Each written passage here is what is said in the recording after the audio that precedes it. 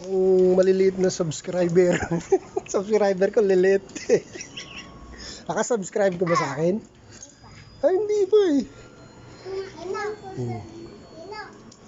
Nilabas ko sila eh. Kahapon nilabas ko rin sila eh.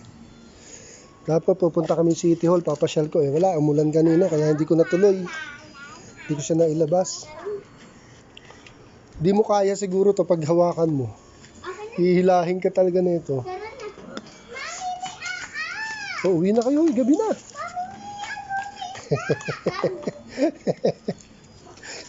Mga subscriber ko, lilit. Pero yung ate mo nakasubscribe yun, ano?